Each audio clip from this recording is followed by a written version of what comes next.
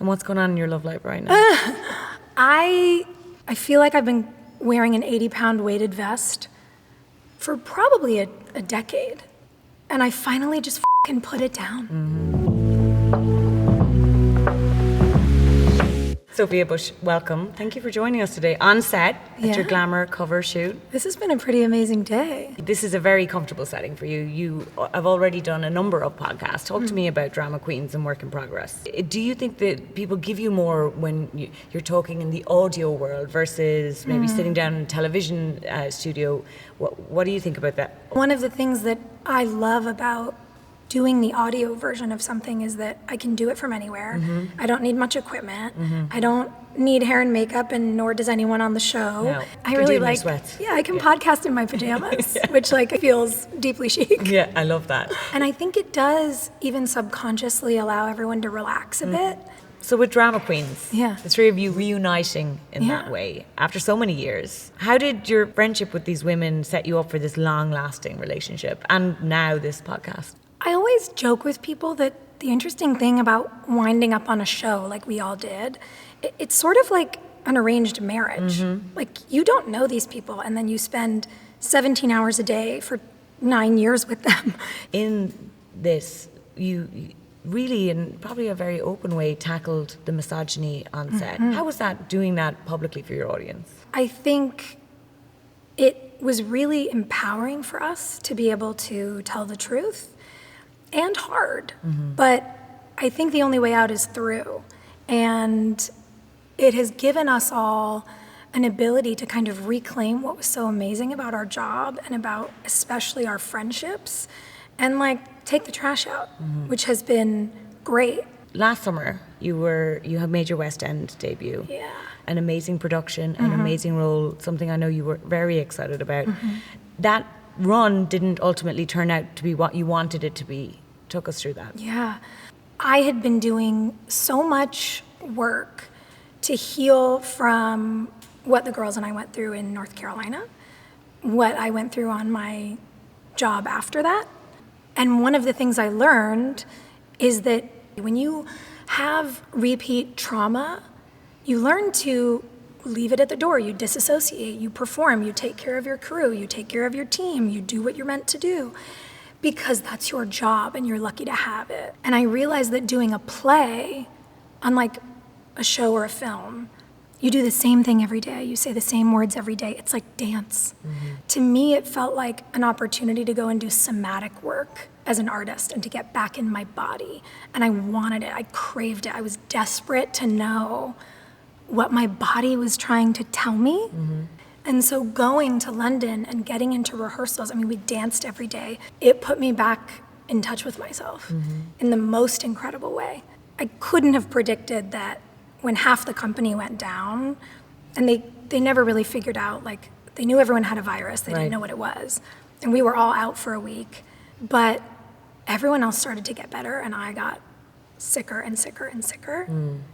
And I'm so used to showing up and doing my job no matter what. My amazing assistant director, Andy, was like, "You're gray, you're not well, we can't stop you shaking." They were packing my body in ice bags backstage. And then there was a doctor who we started sending all my data to, who was like, go back to the emergency room right now. And I was like, wait a minute, this is serious. I'm not failing to be strong enough. Something in my body is failing. It was a really interesting moment to have the lesson come full circle of you can't just listen to your body in joy. You have to listen to what it's telling you when you're suffering. You have to listen to what it's telling you when you're unwell. If you don't stop, it will stop you. You're in London. Your body's basically said, I'm on strike. I'm giving up here. It seems like it was almost the start of some monumental changes for you in your life.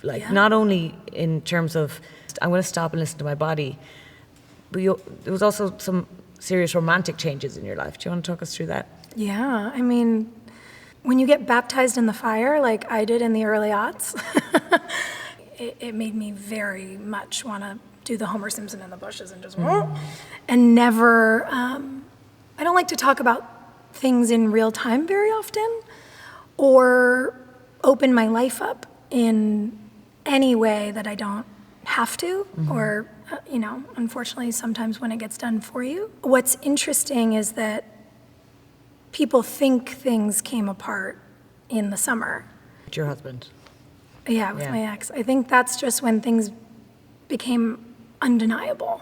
Something happened, and I will never talk about what it is because it doesn't matter and it's nobody's business, but something happened in April of 2022, and I was this close to calling off my wedding. I was like, I'm out. And I think part of why I now know I had to go and do this play was to get in my body, but also to get space for myself. Because from April of 2022 to last summer, it was really hard. How did you feel on your wedding day? If on the lead up to that, Yeah. you definitely had a moment where you were like, I'm not sure this is it. Yeah, I think it's really easy to say, well, everyone says that's cold feet. Everyone says it's hard. And people say when you are about to be 40, you're very used to your life being your individual life, and you've got to make space for somebody else. Was there an aha moment for you where you're like, I've done the work, we've done the work, we've tried, it's not working? Yeah. It got really easy to always have people over and to have a house filled with laughter. But when I looked at my ex and said, when was the last time you and I laughed alone, together?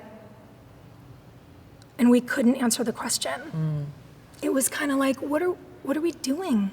And we started spending a lot of time apart.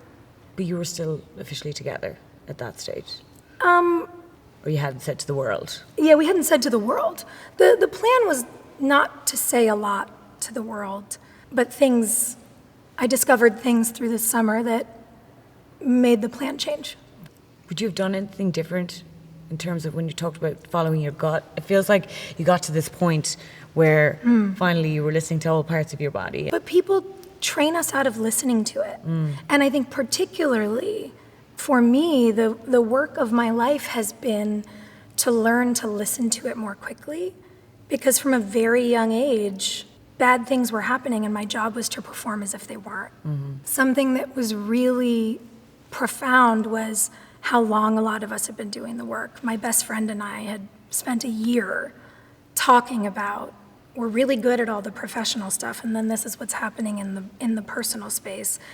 And when she and her husband decided to, split with a toddler, we got even closer. It was like, okay, we're going to make a basket. We're going to weave together. We're going to be together. And then my best friend from college and her wife decided to split. And we were like, we've got you. And the list continued. I'm sure you can guess who else is on it. Who else is on that? One of my dearest friends from my advocacy, for women, equal pay, and equity in women's sports was going through it with toddlers. And it's like, to be able to have other people in community talk about what it's like to know that you love and care about someone, but to feel like a stranger in your own home. And to have other people say, I'm going through the same thing. How are you feeling now? And what's going on in your love life right now? I feel like I've been wearing an 80-pound weighted vest for probably a decade. I was sitting at my house with my best friend talking about, feeling excited. Oh, sorry, I didn't think that was gonna make me emotional. Feeling excited about the future. So excited about what was coming and what it feels like to be in my body in a way. This might sound crazy, but I think other people with trauma will probably get it. To feel my legs and feet. I feel my feet in my shoes right now. And to feel joy, it's breathtaking. And she started sobbing, and I was like, what's happening? What's going on? And she was like, I just saw you take a deep breath, and I haven't seen you take a deep breath in 3 years. I would do all of it again in public. I would take all the shit questions from journalists who aren't as cool as you. I would get in the arena every time and try, if I had to do all of it, to feel like myself. What is feeling like yourself? You talked about that 80-pound armor. and roles that you are expected to perform. Yeah. Is one of those that the expectation in the world that you were straight? I mean, it's funny because people who pay attention are like, yeah, we know. All my fans who paid attention are like, yeah, I mean, we've watched her like date women on camera forever. We knew that wasn't the first time she did that. And I was like, thanks, guys. I've always known, but I've always been nervous to say the wrong thing or do the wrong thing. And I have let a lot of other people tell me what I am or what I'm not allowed to say I am. And I'm just at a point where I'm not interested in that anymore. I just think I know what I like. I know who I like. Is there a label that feels more at home for you? Is it bisexual? Is it queer? Is it lesbian? Is there, or maybe it's none of the above, but is it for you? For me, I think it's queerness. I think for many years, I talked to Nia, to my best girlfriend, about this, and she was like, as your best friend, it was always really easy for me to look at you and go, well, this isn't quite right because he wants to be supportive, but he's jealous of her success. He loves the limelight, but wishes it was his and that she was on his arm, not that he was on her arm. Yeah, maybe it's societal, and maybe misogyny and patriarchy's made it very hard for a lot of men to be with a woman who doesn't need them. Right. And maybe they just don't make you happy. And I was like, well, who knew? You touched on this a little bit earlier, but I really do want to get your reaction. Almost that moment of coming out in a new relationship to the world was taken away from you by some of the press. How did that make you feel? Yeah, to be outed is also wild. And in a way, I'm like, well, why do we even have to talk about it? This feels stupid. And then in other ways, we are looking at the most violent years for LGBTQ plus people on record. We're looking at over 400 bills across the nation that are harming people. We're looking at, the bullying to death of queer and trans kids in America. So I don't want to make light of it. It's not okay. I'm okay because I'm 41 and happy. But I think what was hard for me was the being thrust into something without my consent. I'm very hesitant to comment much on that dynamic only because it involves other people's feelings and kids who I believe should be protected at the utmost.